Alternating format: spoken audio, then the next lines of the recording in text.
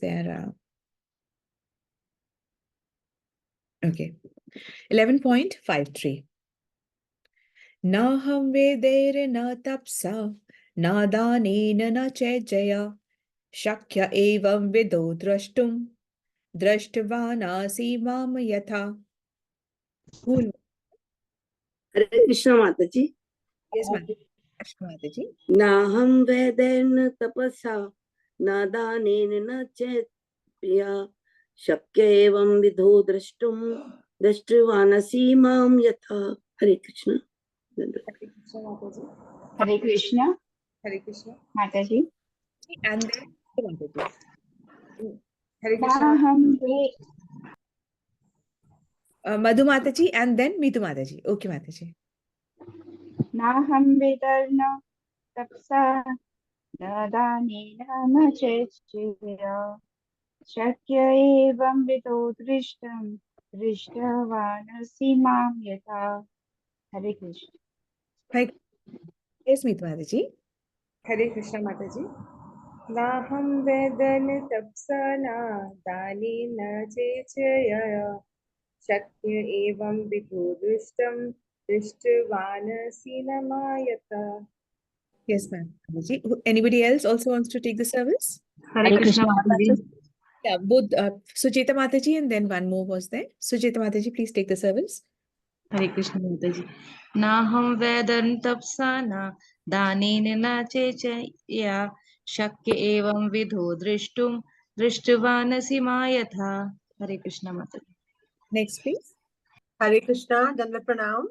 Chanda Mata ji. नाहं वेदन तपसा न दानेन न चेञ्जया शक्य एवं विधो द्रष्टुम दृष्टवानसि मां यथा। Okay, Mata ji. Beautiful. Yes, Mata ji. Anybody else also? हरे कृष्ण माता जी। Chanda Mata ji. न अहम दानम न तपसा न दानेन न च एज्या शक्य एवं विधु दृष्टुम दृष्टवान असीमा यथा। हरे कृष्ण माता जी दंड प्रणाम। Okay. Yes, Pravina Mata ji. हरे कृष्ण माता जी। दंडवत प्रणाम, सभी को दंडवत प्रणाम। ना हम वेदेन तपसा नादानेन चेच्छया शक्य एवं विदो दृष्टम दृष्टावानासि मा वेदेन तपसा यथा। न दाने। भावार्थ, तुम अपने दिव्य नेत्रों से जिस रूप का दर्शन कर रहे हो उसे ना वेदाध्ययन से, ना कठिन तपस्या से, ना दान से, ना पूजा से ही जाना जा सकते हैं। कोई इन साधनों के द्वारा मुझे मेरे रूप में नहीं देख सकता। हरे कृष्णा, दंडवत प्रणाम। Hare Krishna Mata ji. Dhanupram. Beautiful. That's so nice. Na ham veder na tapsa. Na में वेदों से, ना तप से, ना दानेन न चेजया, न दान से, न तथा न यज्ञ से, शक्य एवं विधो द्रष्टुम मतलब जा सकता हूँ इस प्रकार से देखा जाना। दृष्टवान वानसी माम यथा देख रहे हो मुझको जिस प्रकार तुमने मुझे देखा है उस प्रकार उस रूप वाला न तो मैं वेदों से, न तप से, न दान से और न ही यज्ञ से जा सकता हूँ। तो इस वाले श्लोक में बता रहे कि मैं कैसे नहीं देखा जा सकता हूँ। अगले श्लोक में बताएंगे कैसे मैं देखा जा सकता हूँ। पर आज हम एक ही श्लोक लेंगे। तो इस आगे हम बढ़ेंगे कि भगवान बता रहे हैं कि कौन नहीं देख सकता इसमें। अगले बताएंगे कि कौन देख सकता है। एक्चुअली हुआ ये कि क्योंकि भगवान जो है सबके अंदर बसते हैं, तो सबके मन की बात को भगवान बहुत अच्छे से जानते हैं। अर्जुन के मन में ये प्रश्न अभी आ रहा था कि अरे जब जो देवी देवता लोग हैं वो भी भगवान के इस रूप को देखने की आकांक्षा ही करते रह जाते हैं, तो भला मनुष्यों को कैसे दिखेगा ये रूप। चलो मुझे तो दिख रहा है, पर बाकी मनुष्य को ये कैसे दिखेगा ये रूप। तो भगवान उत्तर देते हैं मन की बात अर्जुन की। भगवान उत्तर दे रहे हैं सबके लिए। वो कहते हैं कि वेदों को पढ़ के या वेदों को समझ के भगवान या मतलब मेरा ये रूप नहीं देखा जा सकता है। ना वो दान से देखा जा सकता है, ना पूजा से और ना ही तपस्या से ये मेरा रूप देखा जा सकता है। तो देखा कैसे जा सकता है? केवल और केवल जब हृदय में प्रेम जागृत होगा।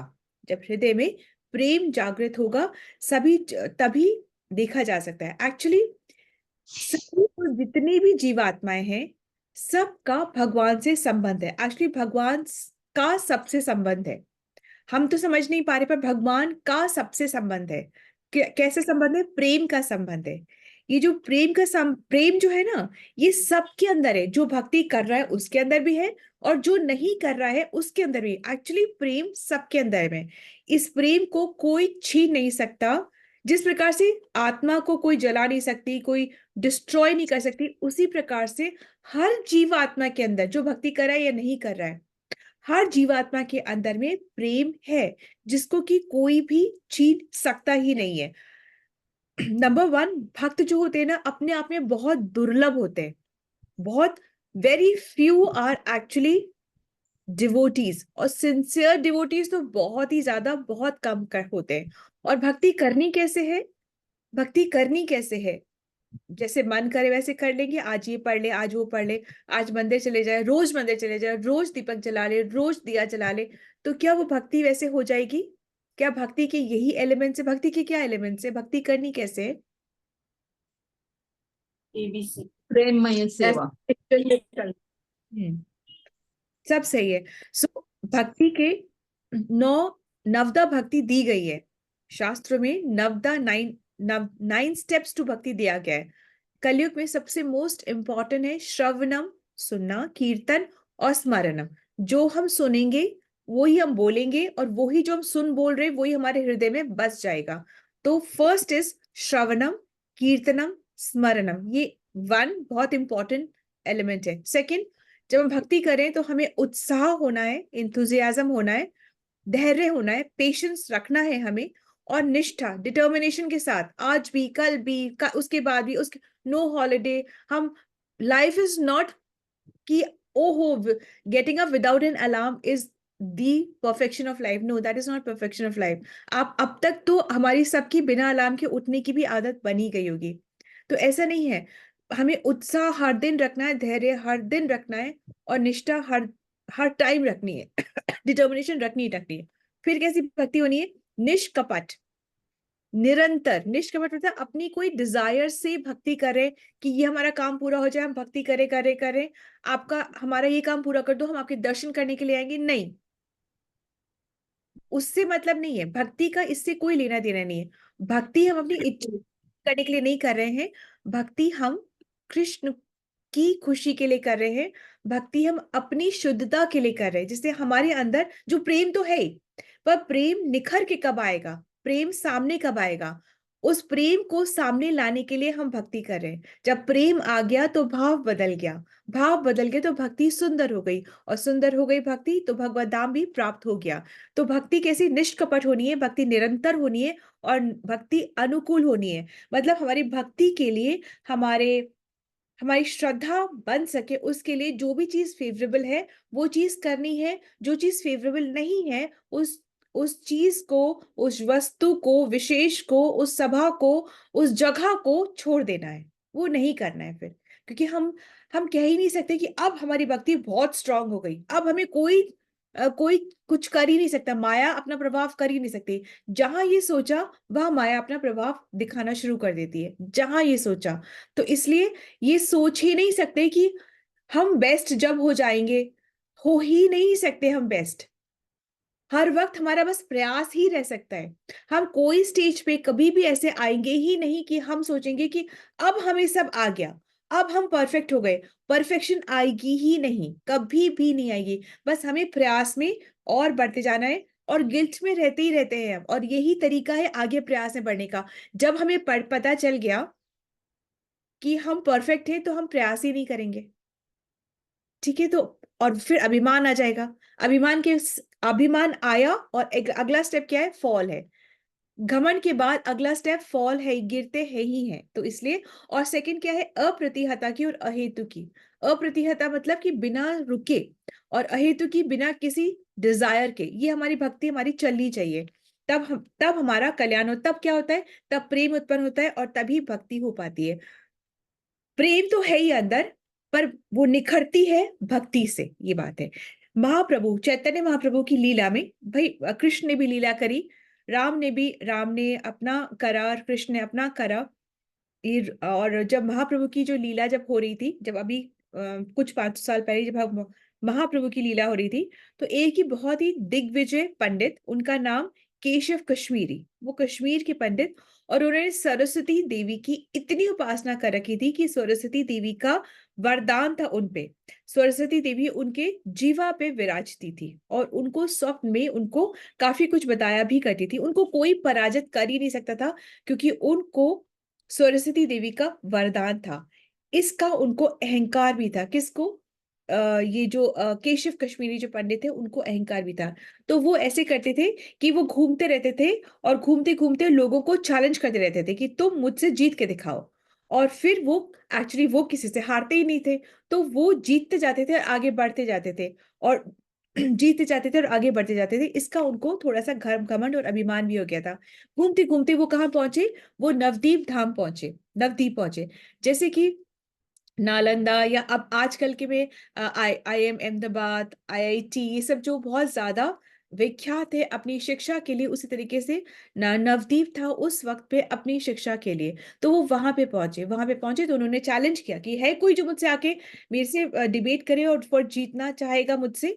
तो एक्चुअली सभी लोग डर गए। तो क्या कि क्या ये सबको पता था कि तो बहुत ज्यादा नॉलेजेबल हैं। तो उन्होंने क्या करा, चैतन्य महाप्रभु, मतलब उस टाइम वो बहुत छोटे थे, तो निमाई पंडित को सामने करा और उन्होंने कहा कि ये आपसे डिबेट करेगा। तो उनका जो भाव था वहां के लोगों का, वो भाव ये था कि अगर से तो निमाई पंडित हार गए, कश्मीरी केशव कश्मीरी से अगर से तो निमाई पंडित हार गए, तो बोलेंगे अरे छोटा है, बच्चा है, अब ठीक है, इतना ही पता था उसको, तो कोई बात नहीं।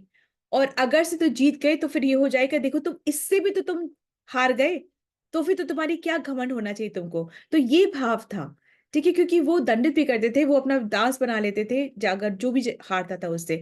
तो जब इन लोगों की डिबेट हुई, इनको गंगा पे कुछ वर्सेस लिखने के लिए कहा गया, तो उन्होंने छट करके 100 वर्सेस लिख दिए।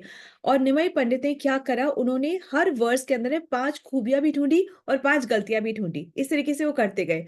तो वो इस तरीके से वो करते गए। तो कहने का तात्पर्य ये है कि ज्ञान से कृष्ण की प्राप्ति या भक्ति नहीं होती है, सिर्फ ज्ञान से नहीं होती है।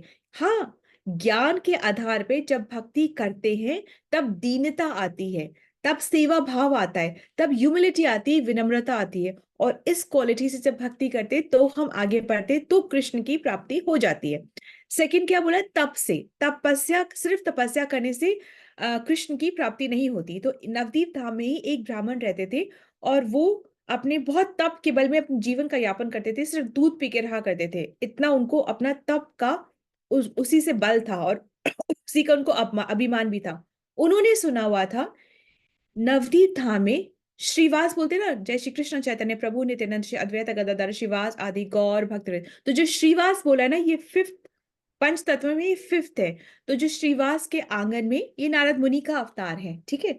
तो ये हर रोज उनके आंगन में चैतन्य महाप्रभु कीर्तन किया करते थे 1 घंटा रोज। और वो उनका बहुत ही क्लोज ग्रुप का कीर्तन हुआ करते थे, जहाँ चैतन्य महाप्रभु गाते भी थे, नाचते भी थे और वो एक्सटेसी में भी चले जाते थे, ऐसा हुआ करते थे। परंतु वो आउटसाइडर्स को वहां पे इनवाइट नहीं किया जाता था, सिर्फ अपने ही बहुत क्लोज एसोसिएट के साथ वो किया करते थे। तो इस बात की पता ये ब्राह्मण को पता चल गया, जो कि खाली दूध पीकर तपस्या करके रहा करता था। तो उसने बहुत रिक्वेस्ट करा श्रीवास को कि प्लीज मुझे जरूर से एक बार दिखा दो, सिर्फ एक बार मुझे दिखा दो, मैं देखना चाहता हूँ कि चैतन्य महाप्रभु कैसे कीर्तन करते हैं। तो उन्होंने कहा देखो ऐसा है कि यहाँ कोई अलाउड ही नहीं है, तो तुमको भी अलाउड तो नहीं होगा, परंतु तुम छुप के देख सकते हो। तो पेड़ के पीछे छुप के देखते हैं। तो कीर्तन जब चालू होता है तो अब चैतन्य महाप्रभु बोलते हैं कि कुछ तो है यहाँ पे जो अलग है, यहाँ पे कोई तो है जो भक्त नहीं है, कोई तो है यहाँ पे जो भक्त नहीं है। तो फिर जो श्रीवास थे वो बहुत घबरा गए। उन्होंने कहा कि हाँ, एक तपस्वी है, एक ब्राह्मण है, वो बहुत तप करता है, भक्ति करता है। तो वो चैतन्य महाप्रभु कहते हैं तप से भक्ति का कोई लेना देना नहीं है। ये सुन करके उस ब्राह्मण का जो अभिमान होता है वो चूर चूर हो जाता है। तो यहाँ हमको सीख मिलती है कि तपस्या से भक्ति का लेना देना नहीं है। आगे बोलते हैं, आगे बोलते हैं कि दान से भी भक्ति का, दान से भी भगवान ऐसे है कि सोचे प्राप्त हो जाए तो नहीं होते। कर्ण जो थे बहुत ही दानवीर थे, बाय बर्थ ही उनके कानों में कुंडल और उनके शरीर पे कवच था।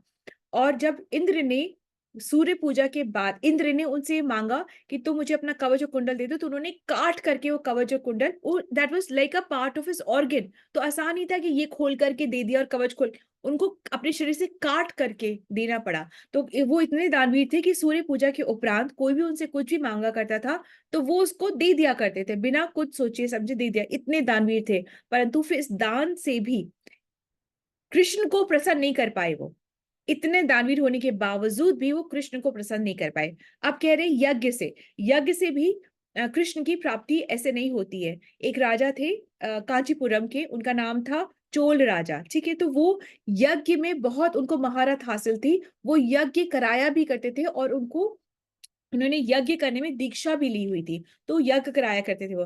तो एक बार उन्होंने अपने इस अभिमान से चलते उन्होंने एक ब्राह्मण से compete करा और क्या हुआ, ब्राह्मण जीत गया। तो कैसे जीत गया, ब्राह्मण अपनी भक्ति के बल पर वो जीत गया। तो कहने का तात्पर्य ये है कि यज्ञ से भी कृष्ण को प्रसन्न नहीं किया जाता, सिर्फ यज्ञ से। तो अब कलयुग का क्या यज्ञ है, संकीर्तन यज्ञ है, सिर्फ और सिर्फ संकीर्तन यज्ञ है, उसी से भक्ति प्राप्त होती है। तो जो इन तो हम बोल सकते हैं कि जब वेद से नहीं हो सकता तो हम ये भगवद गीता पढ़ क्यों रहे, बिकॉज दैट ये भी तो वेद का एक हिस्सा ही है, तो हम भगवद गीता पढ़ क्यों रहे। अब ये हमें अगले श्लोक में पता चलेगा कि इनसे तो नहीं प्राप्ति हो सकती है, तो किन किन से प्राप्ति हो सकती है। तो ये कहा जाएगा अगले श्लोका में कि ये सब करना है, परंतु अगर ये सब भक्ति के विहीन हो, इस सब यज्ञ करे हो पर भक्ति से ना करे हो, भक्ति ना हो उसमें, दान करे हो पर भक्ति ना हो उसमें, अपना ही कोई ईगो सेटिस्फैक्शन है उसमें कि हम कंबल बांट रहे हैं, हमने किताबें बांटी, हमने अपने दूसरों का दान किया, हमने अच्छा कार्य करा, अगर ये बात आ गई तो फिर दान करना व्यर्थ है, यज्ञ करना व्यर्थ है, तपस्या करना, हम तप करते हैं, हम सुबह उठ, ये व्यर्थ है। तो फिर अगर ये सारे कार्य इनमें भक्ति नहीं है तो ये व्यर्थ है, और इनको करने से क्यों व्यर्थ है, क्योंकि इनको करने से वे कृष्ण की को प्रसन्न नहीं कर सकते, कृष्ण की प्राप्ति नहीं कर सकते। तो अब ये सारी जो बातें हैं ना, ऐसा नहीं है, हमने भी बहुत किया है, बहुत कंबल बांटे और फोटोएं खींची और खूब पब्लिश करिए, बहुत मंदिरों में पंखे लगवाए और वहां नाम लिखा है, हमने भी बहुत किया है कि उस स्वर्गीय सो एंड सो, टाइलें लगवाई है मंदिरों में और उसमें नाम लिखवाया है, बहुत बेंच लगवाई है पार्क के अंदर, प्याऊ लगवाया, कुआं लगवाया, बावड़ी खुलवाई, आश्रम खुलवाया है, बहुत हमने ऐसे काम किए हैं, अपनी बहुत हमने गुणगान किए, अपनी बहुत चर्चा करी है, पर वो हमने करा क्या है, वो सिर्फ अपने ईगो को सेटिस्फाई करने के लिए किया है, उससे कृष्ण को हम प्रसन्न नहीं कर पाए हैं। कृष्ण बोले आप अपना काम करो, पंचायती में मत पड़ो, ये मेरी दुनिया है, मैंने बनाई है, आई विल टेक केयर। तुमने क्या करनी है, भक्ति करनी है, भक्ति के चलते तुम्हें भूखा दिख रहा है कोई तो प्रसाद दे दो, कोई ठंड में दिख रहा है तो उसको कंबल दे दो, पर अपना समझ के मत दो, अपनी भक्ति को बढ़ाने के लिए, कृष्ण को प्रसन्न करने के लिए, कृष्ण के को अर्पित करके तब दो उसको, अपना अभिमान बढ़ाने के लिए मत दो, क्योंकि वो करा वो सारे कार्य व्यर्थ है, ठीक है ना। इसलिए दान देने के भी बहुत नियम होते हैं। तो ये सब हमको तब पता चलता है जब हम शास्त्र का अध्ययन करते हैं, ठीक है, तब पता चलता है जब हम गुरु परंपरा में चीजों को सुनते हैं। आज बहुत लोग बहुत कुछ बोल रहे हैं, परंतु वो व्यर्थ तब है, मतलब तब वो वेरीफाइड या वेटेड तब है जब वो गुरु परंपरा से आ रहा है, जब हम उसको श्रद्धा से सुन रहे। अब गुरु भी बोलता रहे, परंपरा से भी बोलता रहे, तो हम नहीं सुन रहे क्योंकि हमारी श्रद्धा नहीं है। इट्स ओके, हमको जिस जिसका जो जो पसंद आता है हम वो ले लेते हैं। अरे नहीं, ऐसे नहीं होता है। गुरु परंपरा से जिसको गुरु माना है, जिसके आप शिष्य बने, वो जो कह रहा है वो आपके लिए सही है, ऐसा मान के हमें आगे बढ़ना है, ठीक है। इसी तरीके से इस तरीके से हमें ये सब करना है और अपने इंद्रियों को भी थोड़ा रोक के रखना है, इंद्रियों को रोक के रखना है, जो मन करे वो करते रहो, नहीं करना है, ऐसे नहीं करना है, तभी हमारी उन्नति होगी। अगले श्लोका में कल का हम अगला भाग देखेंगे। आज के श्लोका की यही अंडरस्टैंडिंग है। श्री प्रभुपाद की जय, श्रीमद् भगवद गीता की जय। हरे कृष्णा, धन्यवाद, thank you so much. Hare Krishna, let's move on to key learning. Key learning is from Nandita Mataji and Yogita Mataji. Hare Krishna. हरे कृष्णा, दंडवत प्रणाम सभी को। दंडवत प्रणाम सभी को। आज के श्लोका से